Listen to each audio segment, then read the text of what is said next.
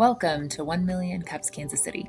The mission of 1 Million Cups is to lower the barrier of access to education, resources, and connection for all types of new and aspiring entrepreneurs throughout the United States. 1 Million Cup communities gather across the country every Wednesday to share presentations and make authentic connections. 1 Million Cup events are free, open to the public, and always have coffee. Hey, good morning, everybody. Thank you for coming out today. If you will go ahead and sign in, click the QR code up on the screen. There's also QR codes on the back of the chairs in front of you. If you just want to sign those to sign in. Thank you all for coming. We have cookies and coffee in the back, and those are all provided by the Kauffman Foundation. We are lucky enough to be here in Kansas City to where we're here at the Kauffman Foundation. So we never really have to worry about a place to meet or cookies, getting coffee. So it's fantastic that we have the Kauffman Foundation that's able to do all of that for us. A little bit about the Kauffman Foundation. So they work with communities and entrepreneurship and education to increase opportunities that allow all people to learn, to take risk, and to own their own success. They are also the founders of 1 Million Cups, and there are over 100 million cups throughout the nation, more now since a bunch of new communities just applied this year. And then we also have, I think there are 6 communities that we have 1 million cups in Espanol, which is also something new that just started this year. Go ahead and raise your hand if you are new to 1 million cups. All right, awesome. Thank you all for coming out. If you keep your hand raised, Mike's going to come around. He's got a little gift for all of y'all. You got 2. I love that. So our mission at 1 Million Cups is to lower the barrier of access to education, resources, and connections for all types of new and aspiring entrepreneurs throughout the United States. I always like to say that there's always 2 parts to that. One of them is what we do as organizers, getting people to come up here and to present, to get all types of entrepreneurs, new and as well as aspiring entrepreneurs. And then the second part is the valuable information that you guys present every single week with your questions, your feedback. I always say at the end of the presentations, one of the most powerful things that happens in here is at 10 o'clock when everybody gets to meet and have conversations and make connections afterwards. So what you all do is, in my opinion, the most important part of 1 Million Cups. So what is 1 Million Cups? We are volunteer-led. It's a national program. Like I said, there's over 100 in the US, and it's designed to educate, engage, and connect entrepreneurs. And that's where our piece comes in to get the entrepreneurs here, but the education, engaging, all of that, that's what we all do together as a community. And we do that through 6-minute presentations with that 20-minute Q&A. And we encourage authentic connections, not networking, and stories and presentations, not business pitches, which is why we like to have the shorter presentations, the 6 minutes, and then really emphasize the Q&A so that we can have like constructive feedback and back and forth. If you're an organizer, go ahead and raise your hand. All in the back. Awesome. Thank you all so much. Like I said, this is all a volunteer position, so they really do put in a lot of hard work every single week. And also, if you are interested in being an organizer, feel free to come and talk to any of us afterwards. We're always rotating through. We're always looking for new organizers to come and take over and start different positions for us. And then also, you don't have to talk to one of us. You can also scan your QR code right there, and then you can apply directly from the site. Okay, I covered most of these, but we'll go over them really quick. The guiding principles for our questions and answers. The goal is to support the entrepreneurs, and the role that we all play in that is to offer thoughtful, constructive questions to try to understand what they are presenting, and then also to try to help in any way that we can. This is never an issue. This are in the Q&A, and all those people that are new, you'll see it today. The Q&A and the back and forth with this group has always just been fantastic. And we focus on curiosity over criticism, collaboration over critique, and then actionable kind of feedback. All right, if you want to go ahead and silence your phones, we're going to begin. And again, if you have not yet, please scan the QR code on the back of the chair while you have your phones out. And we will begin with Kristen and Greg with the love of systems. For the love of systems.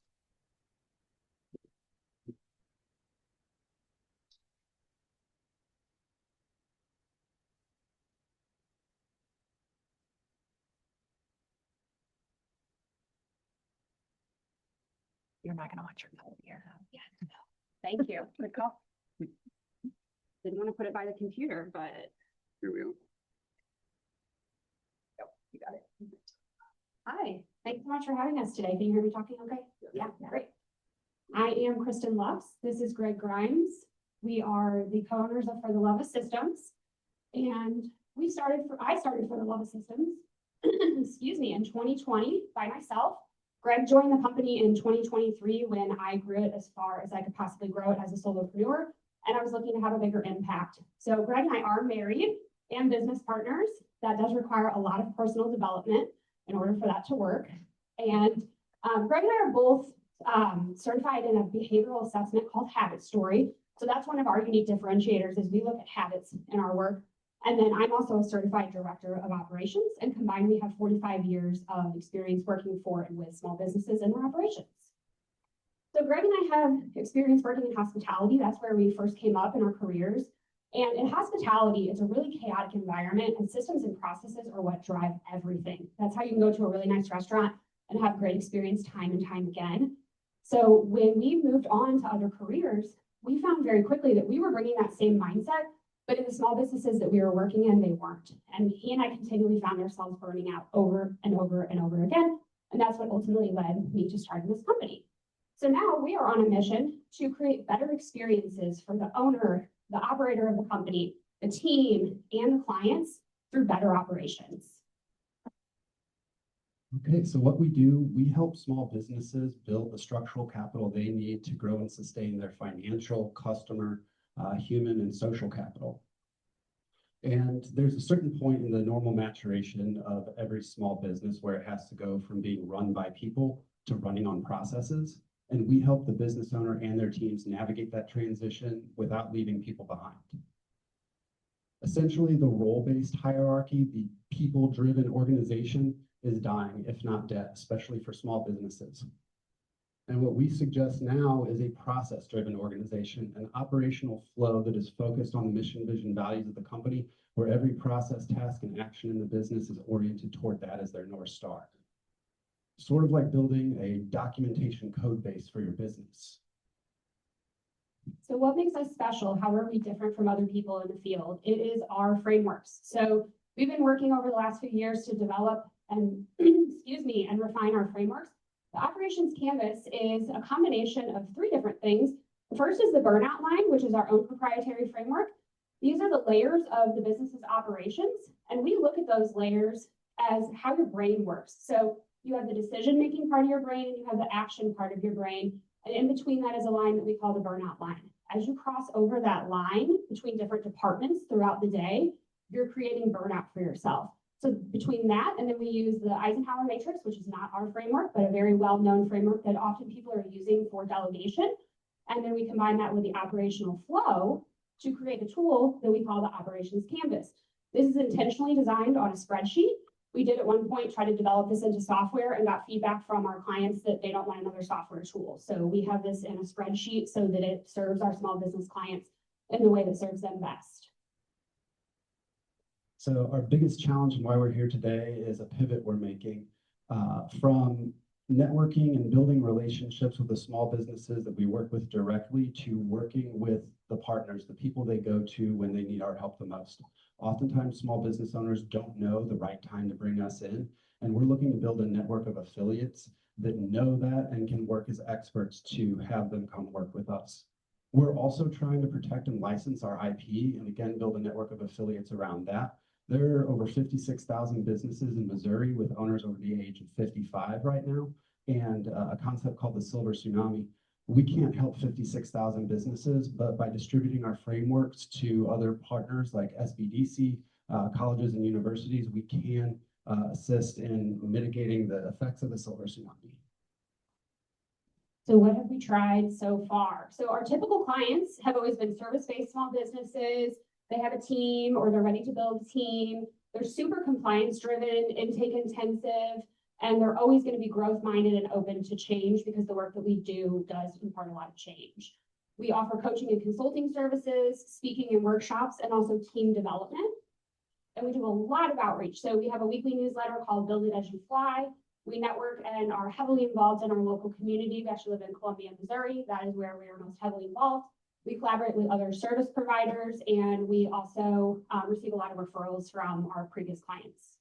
So why we're here is that something happened in January, February, March of 2026, where all of our pipeline and our typical small business clients that we serve have now minimal capacity, minimal time, and I recognize we're at time. So we will stop here. Okay, 1 minute, great. Basically, proposals have gone dead. Desire to work with us has been pushed to the fall. So we're needing to pivot. And that brings us to our conversation today, which we covered a little bit in our challenge. So essentially what we're finding is that a lot of the typical clients that we work with, they don't recognize that they need to work with us. They end up going to some sort of business coach. Maybe they go to an exit planner because they're looking to sell their company, but they don't realize that the lack of structure that they have inside their company is actually the hindrance to what they're doing. And so we're looking to partner with these other coaches and other people who are servicing small businesses so that they're able to identify that we would be someone that they might want to work with. In addition, having our frameworks licensed allows us to get our frameworks into the hands of those business coaches so that not everyone has to work with us. Some people might not have the budget. They might want to just continue working with their SBDC coach because they already have a relationship with them. So we would like to be able to get our framework in their hands so that they're able to utilize our work with their clients. Thank you.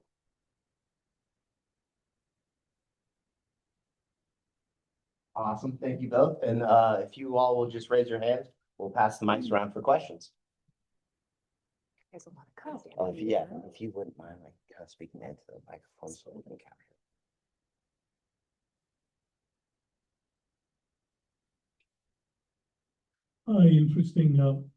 Interesting concept.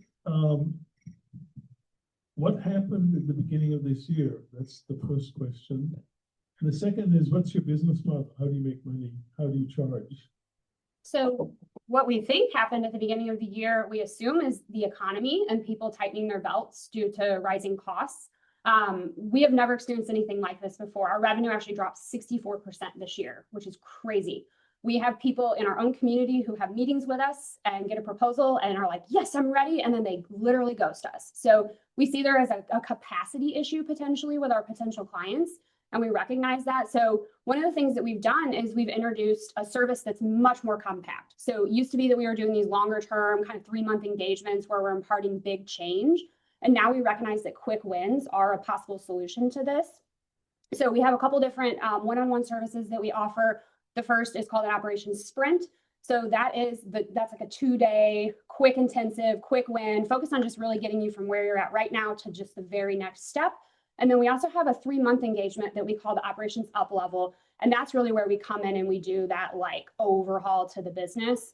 We have a team development service that's kind of like for a business that really already has a lot of structure in place, but they're just at that point where they need to start documenting and have kind of a framework for documentation.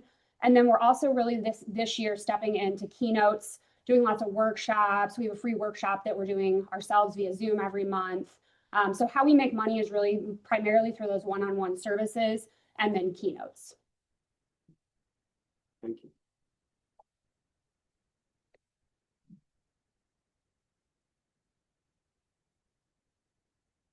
So it looks like you're talking about two different things. You're talking about consulting, coaching services, and selling a model. So one of those things is I'm confused about that. Okay. But more importantly, could you give us a short story of like, somebody, a story of somebody you help and how your services help them? Yes, absolutely. Yeah. So the story side of it would be, I'm thinking of a client that we worked with last year. So she had just launched her business 5 months before she came to us. And she was already maxed out. Like she actually had a part-time job because she didn't think her business was going to take off like that. She quits her part-time job.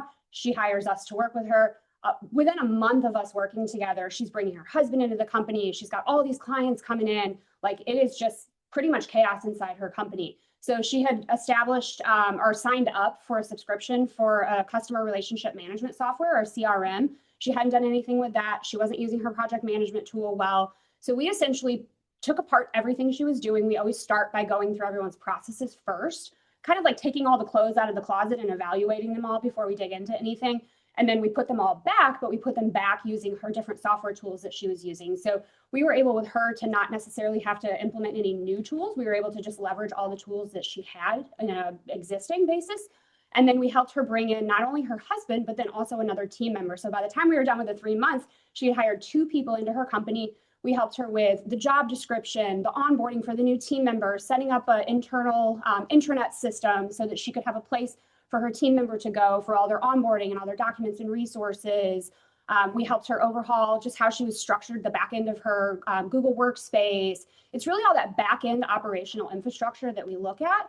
And we use our operations canvas tool on the front end of all of that to basically get everything out of the business owner's head. And then we use that tool to kind of like operate on it basically and make all of our recommendations around what they should implement. And to answer your first question, the idea behind we have services that we sell and then these frameworks that we're trying to license is that we don't have a recurring revenue stream right now. And it has become exhausting pursuing projects, especially in the environment that we just described. And so we're looking to take our expertise that we bring to every engagement we have and license that out and train others to use that with clients who they're doing similar work with.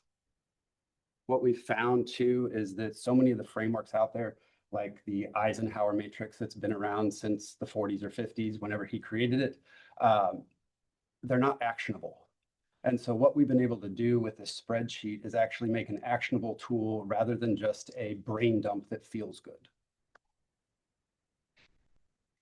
Thank you for your presentation. I really appreciate getting to hear more about your model of what you're doing here. You were mentioning that you had some longer term projects and that you're trying to do more short term now. Have you had the opportunity, or are you interested in any fractional work on an ongoing basis with the company, kind of locking in there, or you want to shift only to short term engagements?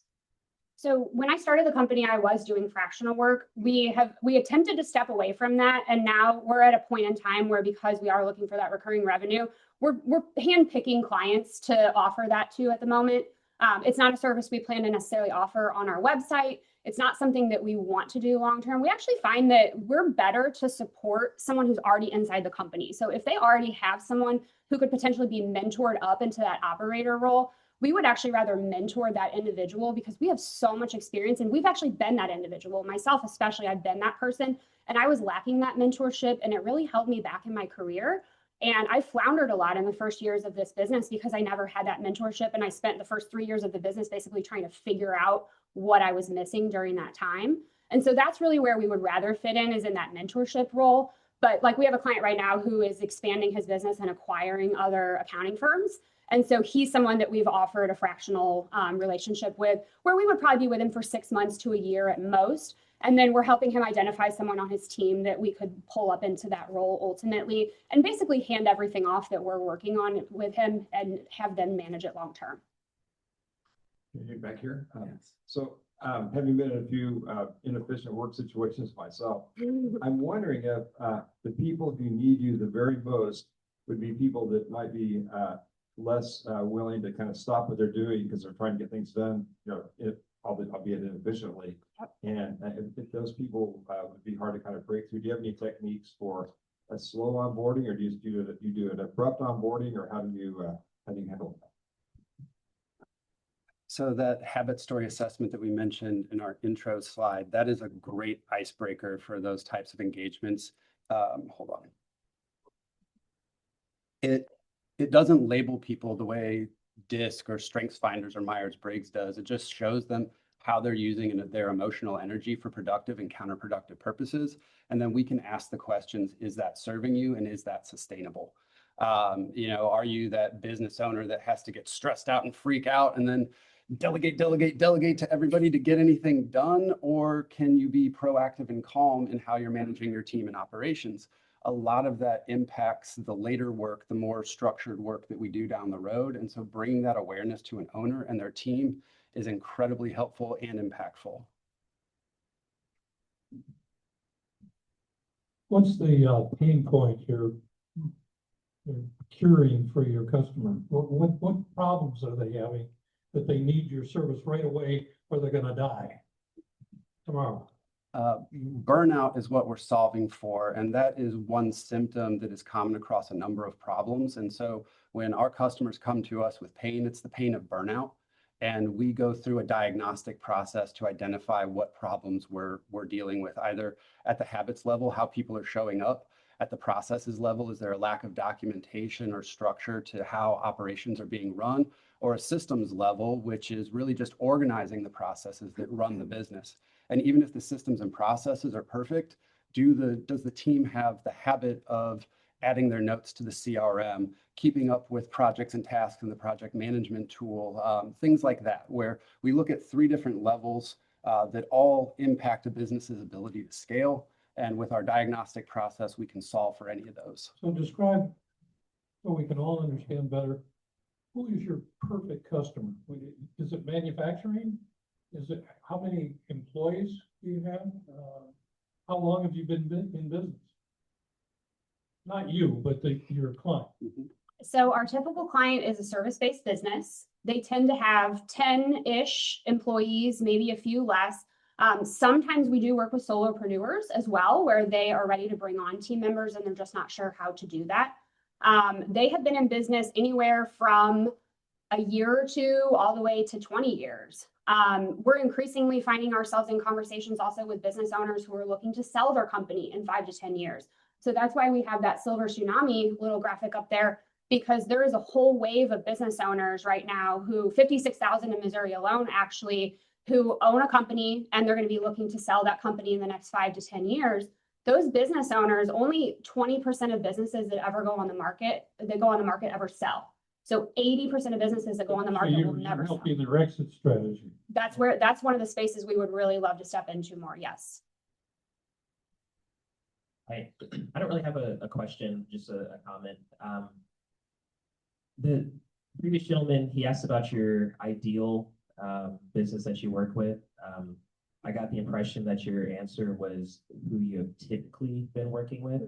So I would just think about who might actually be the ideal and then figure out how to target them and recognize that may not be what the trend has been. Where are your strengths? Because different industries are going to have different needs. They're going to look differently. Hospitality versus manufacturing is going to be super different. Thank you for that.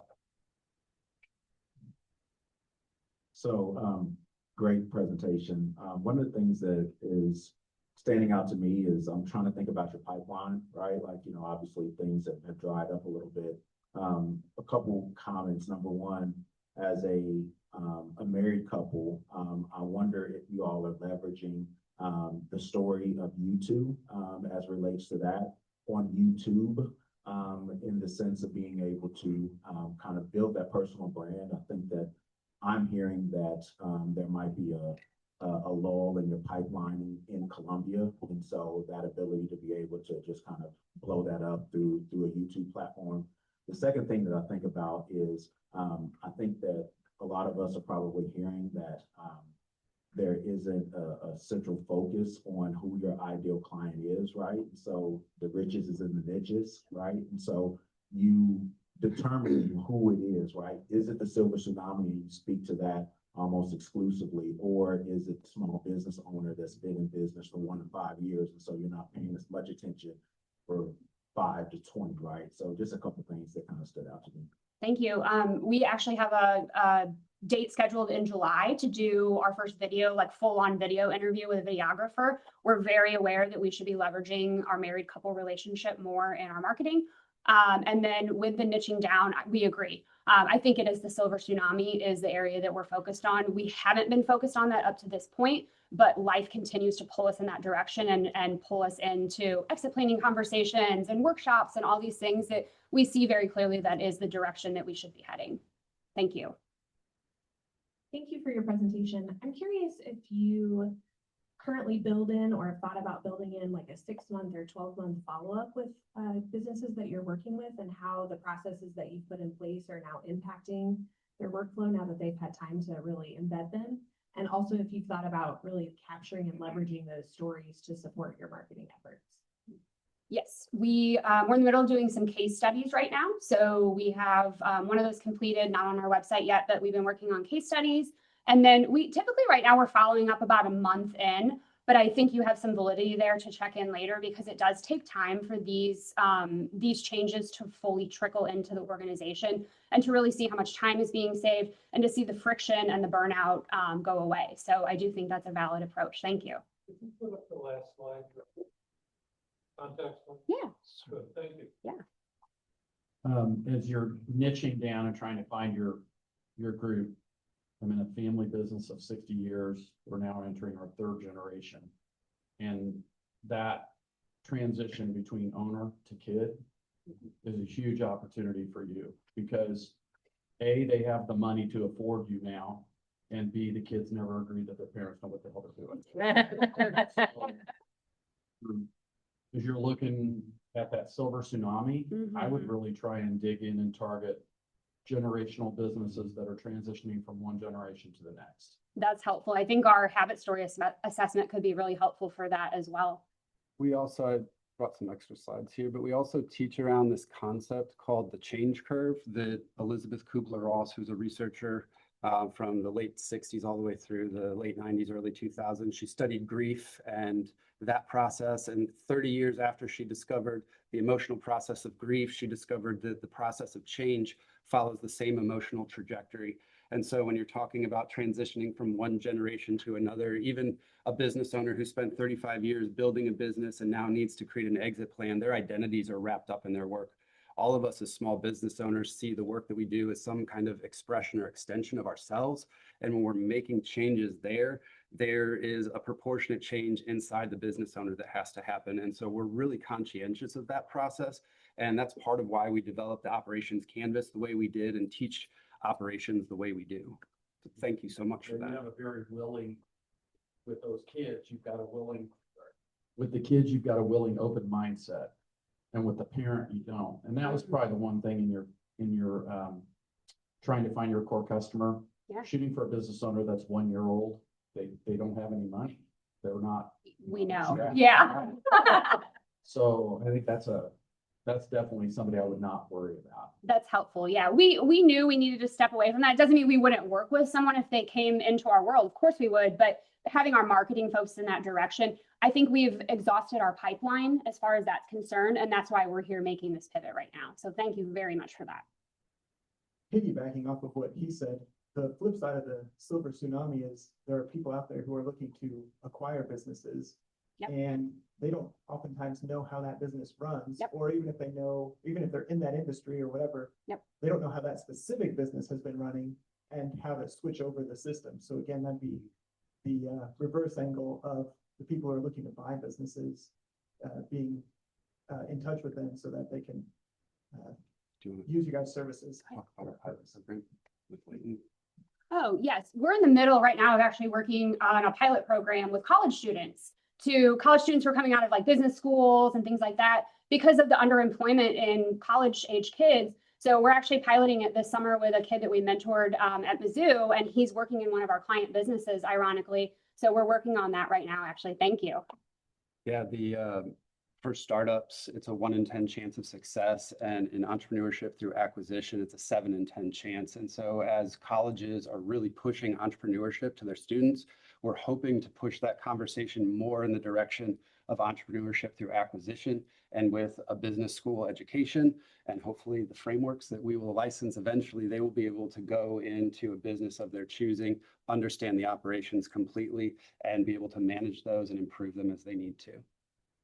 Great presentation, by the way. Thank you. I know you mentioned that you fell about 64%.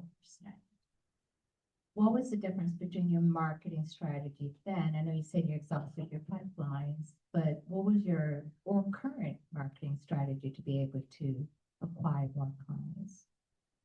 So we didn't change anything in our marketing strategy from then to now. or not from then to now, but from then to the beginning of this year. And then really what we've done this year is we're trying to add more kind of top and middle of funnel. So we have a free workshop, for example.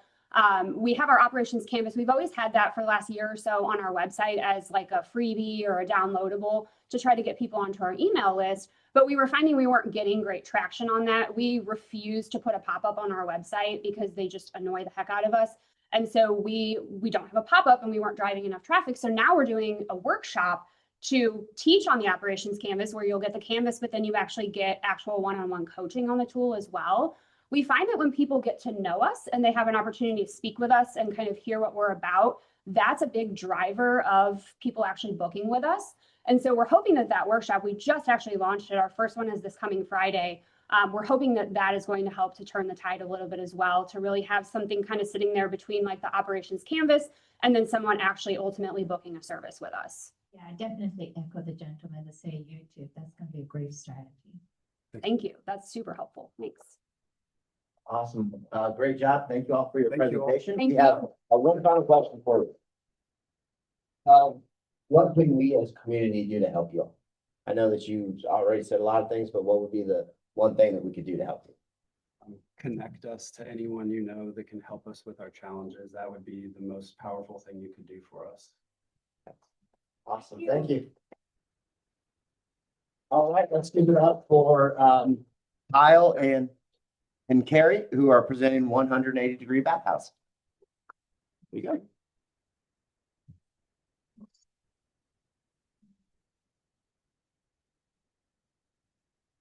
There's a lot there.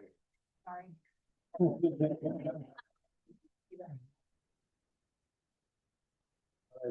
I'm coming. I Don't broke worry. it. It's a challenge.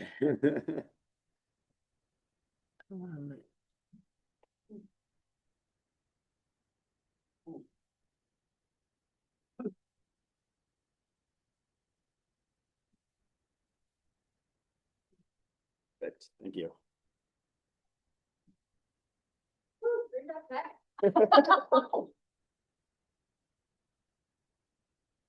180 Degrees Bathhouse is Kansas City's premier wellness destination for authentic contrast therapy. I'm Carrie Bacon. This is my co-founder, Kyle Steppe. We met in northern Wisconsin on a frozen lake, cut through 3 feet of ice, and as we do, we jumped in. We met as practitioners. We connected with lots of fireside chats about a vision that we both had for expanding the reach of bathhouse culture. We established Frequency Wellness Holdings, our holding company, in May of last year, and then the real fun began. We're practitioners. So we moved on to becoming sauna masters. We were already commanders of the ice. Now we're commanders of the heat as well. We are 2 of 30 German Academy trained saunameisters in the US. That means that we are certified for both the safety and the ritual of an event-sized sauna. This sets us apart from a majority of contrast therapy destinations in the US. We started our site selection last fall. We settled on a building in the Crossroads, signed a lease March of this year, and launched into fundraising. We're currently in the fun of architectural designs and the fun of construction documents. And we're looking at an opening of fall of this year. So what exactly are we building? We are building a bathhouse. It's a pretty specific format patterned after the way they do bathing in Nordic countries. So it is a large format sauna, which means lots of stones and lots of steam. You exit to contrast therapy in mineral rich waters. And unlike the solo suites that you'll find a lot of places, you do this in a community format. And frankly, that's actually where a lot of the magic is. So bathing culture does not exist here in the Midwest, and that's one of our biggest challenges. From a fundraising standpoint, it's getting people excited for that. We are in an area where everybody loves to invest in tech and AI, and that seems to be the big trend. And so it's getting people excited. It's getting investors excited with what we're doing in real time with this bathhouse and bringing it back to the way that people bathed in community thousands of years ago. So it's shattering stigma. So like the 80s came around and bathhouses across the country essentially ceased to exist. But there's a resurgence happening around the United States, especially on the coast right now. You can go to California, you can go to New York, and you can find bathhouses similar to what we're building all over the place. And so it's the education around that, leading with the science and the benefits of the contrast therapy. So the steam is rising globally. Nearly $7 trillion is spent every year in global in wellness economy. 4.5 billion just here in the US in thermal wellness. So again, that is mostly out on the coast. You've got Chicago, or you got California and up on the East Coast as well. And so 651 billion globally is spent on wellness tourism as well, which is also a huge thing. People traveling to find wellness experiences. And so here in Kansas City, we have 0 bathhouses. They do not exist right now.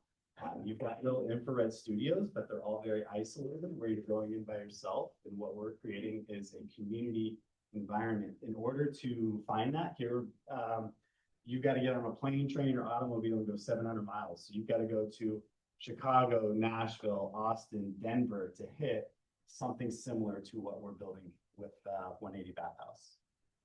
So Kansas City, here I come. So the space that we have signed a lease for is in the Crossroads with Molzer Development. I know a lot of you probably know Zach Molzer and what he's doing. And so we're coming to the Holtman building where actually this weekend they're launching the rooftop bar that will be overlooking where the new stadium for the Royals will be. So we're really excited to partner with Zach and go into the Crossroads, which we really feel like is the perfect place to launch this business. So fun fact, a little history fact of Kansas City for you here. The very first bathhouse was built by George Kessler, who came in on the railways, and he was hired by the rail systems to create recreational spaces. And so he stopped here in Kansas City, built the very first park, which was the Grove, which actually had a Roman-style bathhouse on it.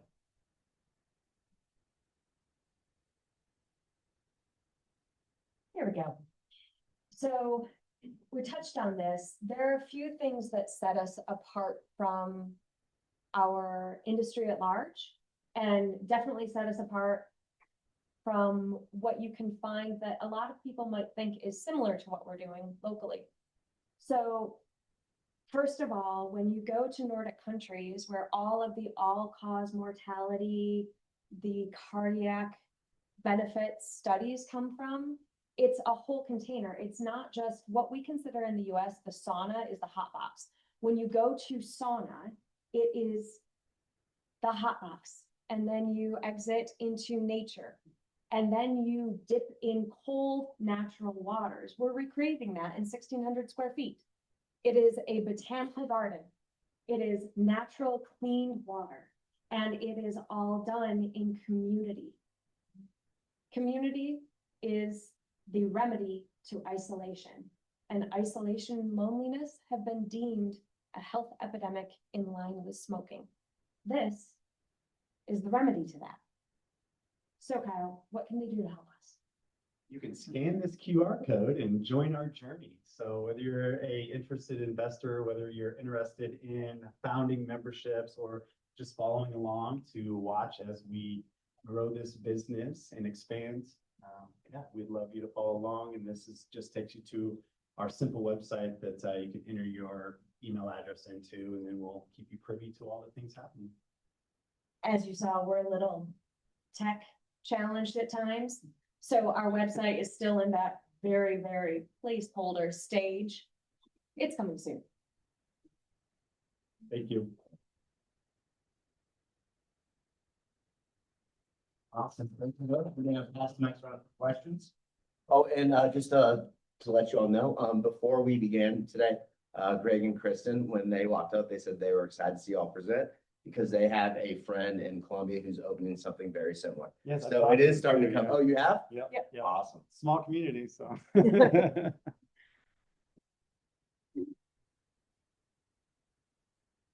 What's the capacity of your space in terms of people, and is this something that you'd have to find the right group of people, but I could see this as a social event or even perhaps for the right nonprofit, a fundraising event.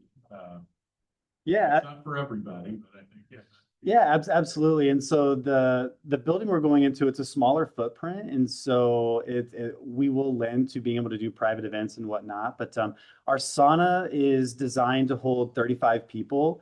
Our flow rate, we're going to cap more about 25 when we're bringing people through.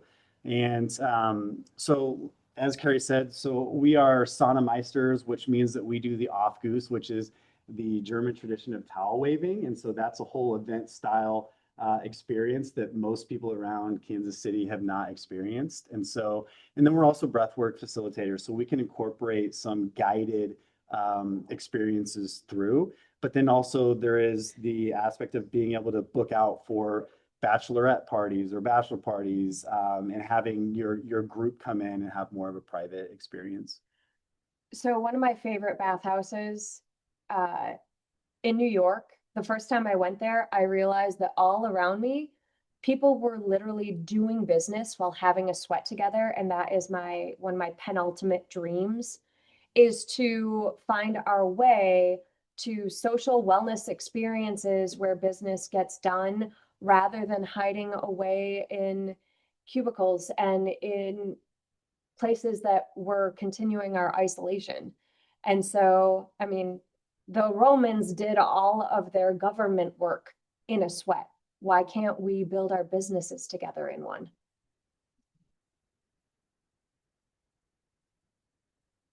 Hi, good morning. My name is Eva. I'm right here. Ah, I see you. Love the idea. My question, I have a question and a comment, right? So my question is, are you targeting like a very specific client? And when I say that, I mean, it is in community. I love community. But are you specifically targeting specific people? Of course, people are really, wanting wellness and things like that. So I'd love to hear more about your ideal client. That's one. And then the comment is, I do a lot of work related to maternal health and things like that. And so I think there's always a space for, mothers who are just, tired or, just need that space. And so there are other studios who do things like yoga, but I have not seen anything like this, probably because we don't have anything like it in Kansas City. So I'd love to hear more about that. And then also, like for someone like me who wears hijab, and kind of needs space in community, I love the idea of, hey, you could have private events. I love that. And I think that's also another niche market. A lot of women wear hijabs, go to bathhouses in different countries who, feel safe doing that. And so just that might also be another target market, not necessarily to say, if you're hijabi, this is your time to come. But I think those are things that people I know would love to be a part of. So Kyle is a single father, and he enlightened me that, which is something that I would not know. There are very pretty typical Mother's Days when they're a single parent and Father's Days when they're a single parent. So we actually intend to have women's nights on nights that single mothers would tend to not have their children, and men's nights on nights that single fathers would not have their children, because there is a grand need for men to be able to come together with men and hold the container for one another, just as women need that container to be together. And as far as bathing fashion, I actually have dreams of building out more. We sweat in the US, especially in plastic, and it's not actually good for us. We're working to sweat out plastic. and we wear bathing suits that are largely made out of plastic. So you're sweating in what you're trying to sweat out. And so one of the things we're looking at doing is showing that bathing fashion can be more all-inclusive. So somebody could come in and feel entirely comfortable in our bathhouse, completely smocked, if that is where their comfort is, because frankly, they're more likely to get the healthier sweat, not binding in their body in plastic. So this would be an extremely inclusive space. And we're also looking to find community leaders in communities that are not Kyle's demographic, not my demographic. I can't say, I see you. I can say, I have a container for you, but I don't know your challenge. And so we wish to be that space where different pockets of community can host themselves and feel held in the container together. And then we hold the greater container for that community.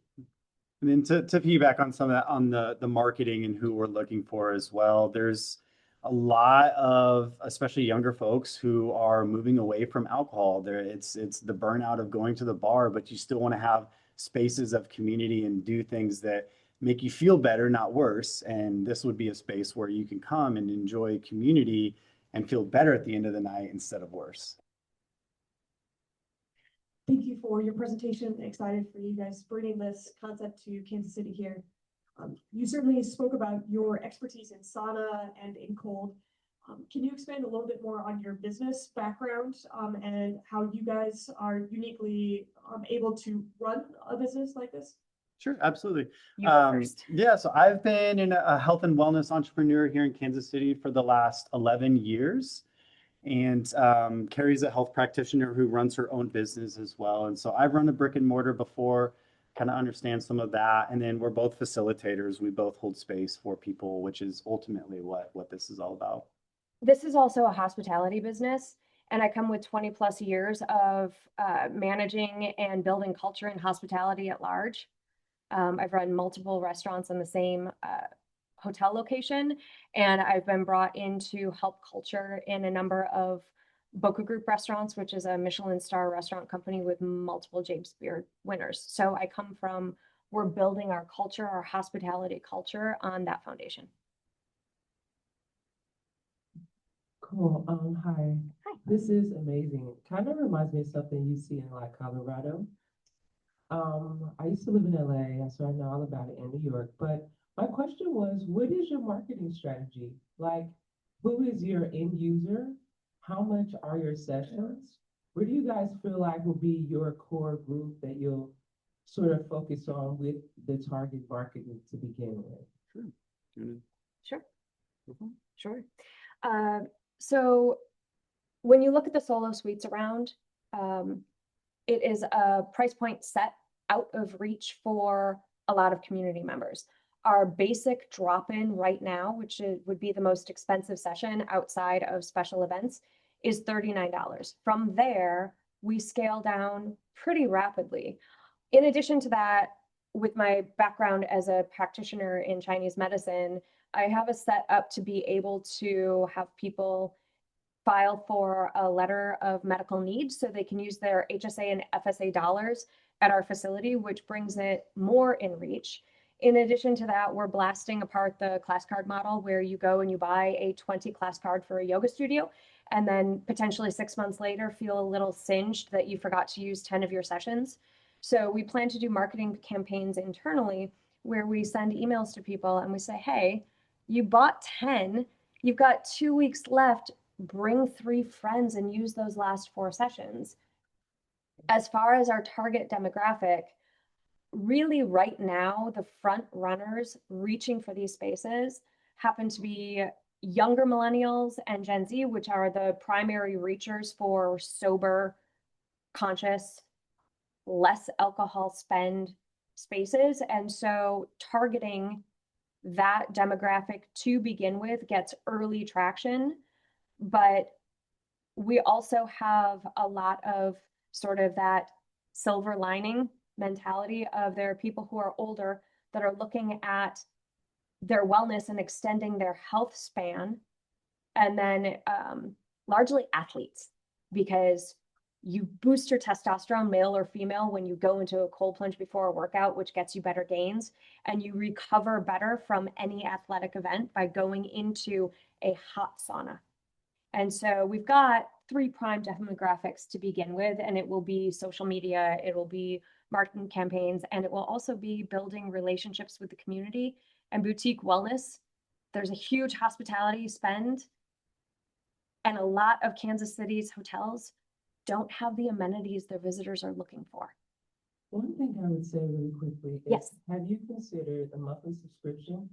Yes, Yeah. that we will have a small cachet of founding memberships. We will be doing also a few different versions of monthly memberships to increase adoption. And would you be open to partnering with like Pilates studios or Correct. yoga studios? Because Correct. they're expensive and I go there, and that demographic to me would be a great target market because they already love health. Absolutely. Yes, thank you. So I have a question back here. Hello. Since we don't have a culture of this that you're describing in this area, and I'm assuming that some people might be a little bit shy to come, and I don't know if you would take care of the shyness just through momentum of, becoming accepted more. I'm thinking about how Planet Fitness, maybe they make a big deal about, they've got the luck alert thing, how that sort of thing. And do you have anything to kind of overcome that, people to say, no matter who you are, where you are, come to our place? Go ahead. Yeah, I think that's a part of, as Carrie was touching on, having specific like ladies' nights or men's night throughout the week, where you might have, conservative females that don't want to be sweating in their bathing suit around men, and vice versa, right? It's and so yeah, we'll be able to do create a space, and then we're designing it from an aspect of openness, but which also creates a safe space, because there's not corners and things like that where you feel hidden into, or that you could be trapped into. And so we're very cognizant of that as well within our design. It's also, everything is easier with a friend. And when it's a community model, saying, hey, grab a pass and bring a friend, and really working to get people to have traction with their community. And on top of that, especially with Carrie and I, we're facilitators of breathwork, yoga. We do all the different things, and it's about creating the container through safety in how you guide people as well. So I am your ideal client. Every time we travel, we go to a spa, or we were just in Hot Springs, we did the bathhouse there. What I find though in those places, and admittedly some of these are tourist destinations, but no one's talking to each other. Not that anyone's on their phone, right? Like, it's a spa, they tell you to put your phone away, but no one is talking to each other. So what ideas do you have, or do you need help from us to come up with ideas for getting people to actually talk to each other in this space and building that community that you're seeking? Yeah, I think there's time and place for both. The sauna is a great place to find quiet. It's a great place to find contemplation within yourself. And then there's also times where adding the community aspect into it is great. And so we will kind of cater and market our sessions, because you'll be coming in for timed sessions. So your session starts, and then you've got your hour and a half, and then it's up. And so within those segments, we'll be able to market different types of experiences for our guests. One of my first experiences outside of using my great uncle sauna and jumping into a frozen lake in Michigan was going to a Korean bathhouse in Chicago. My first credit card processor said, Carrie, I'm picking you up from the location and we're going to go sign documents. And he brought me to a Korean bathhouse. And it's a totally different experience than what we're doing, but it is in community.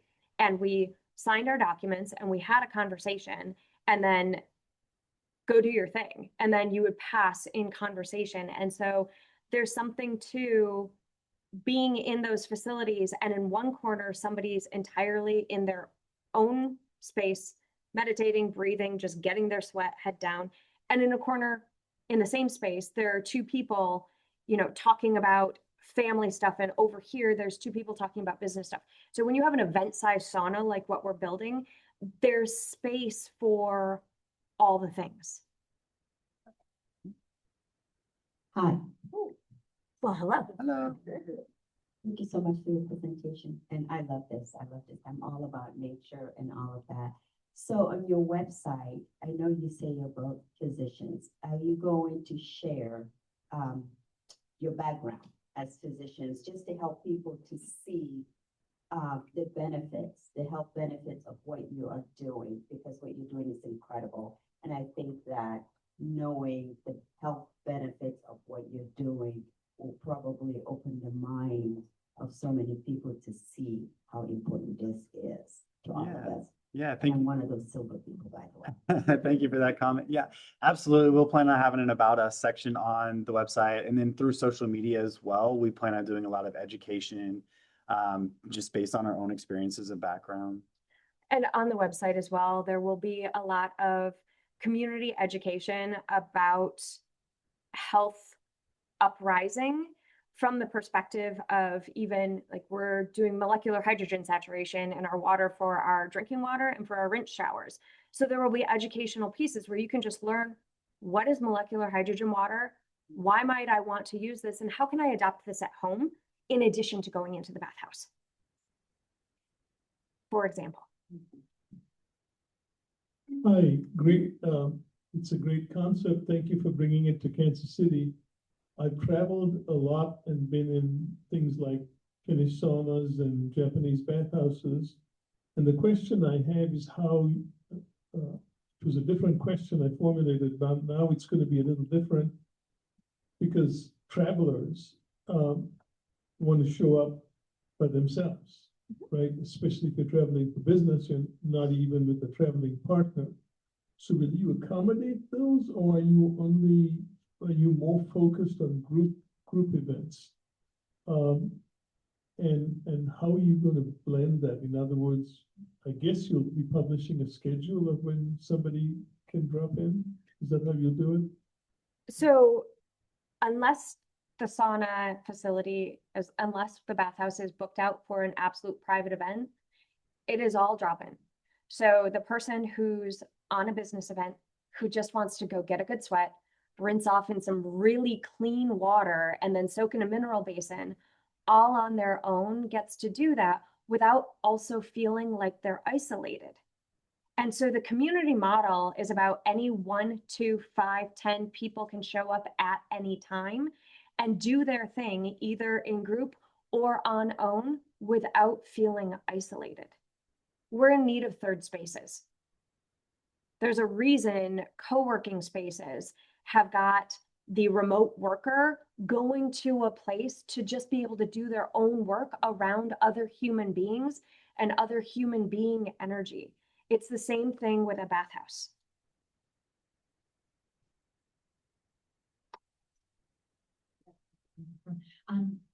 I think this is incredible.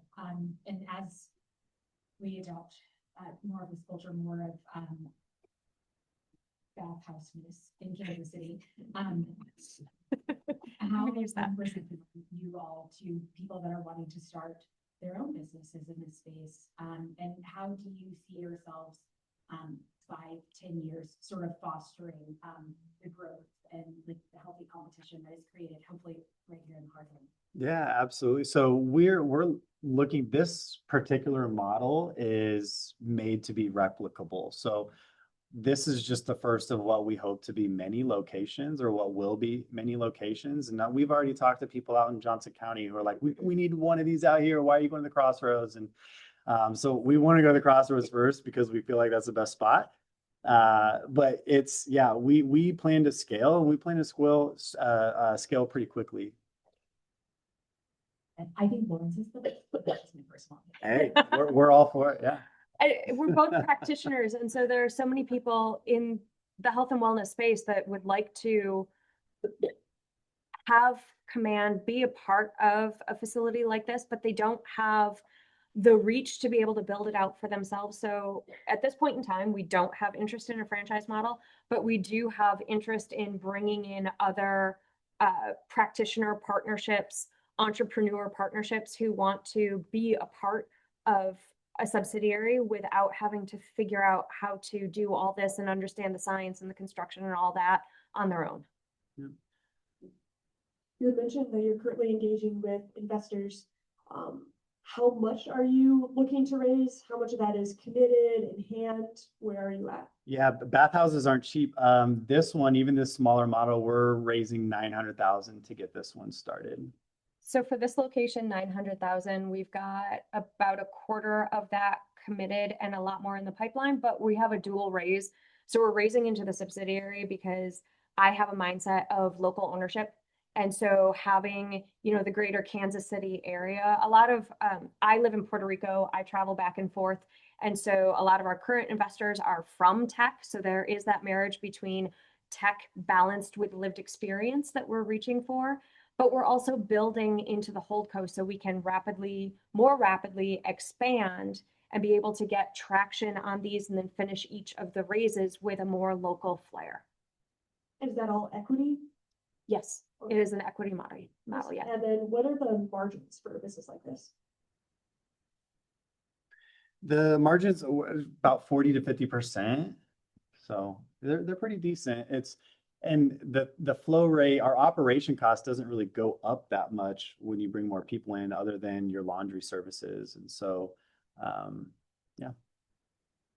So we also, the way we've programmed our flow rate, our pro forma and the pro formas of each of these spaces basically have nothing but upside because we're capping our flow rate to 25, but every private event I could book out for 35 people. Awesome. Thank you for that last question, because that was the one. So what can we as a community do to help you all? As a community, what you all can do, give us your money. No.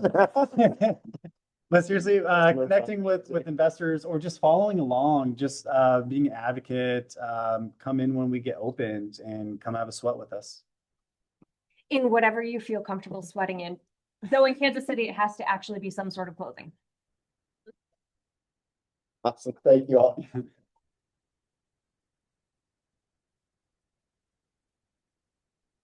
Okay, we had two fantastic presentations today, and if you guys are interested, you can scan the QR code, apply to present, or talk to any one of the organizers that raised their hands earlier today. Thank you all for coming. One last thing that I do want to mention, I love how we commune and we talk for hours, sometimes even more than that afterwards. But if it's going to go past an hour, we really need to start thinking about, like, do we want to go out to lunch or somewhere else to continue to have those conversations? Because once this room closes, we really do have to get out of Kaufman. So just want to put that out there for you. Thank you.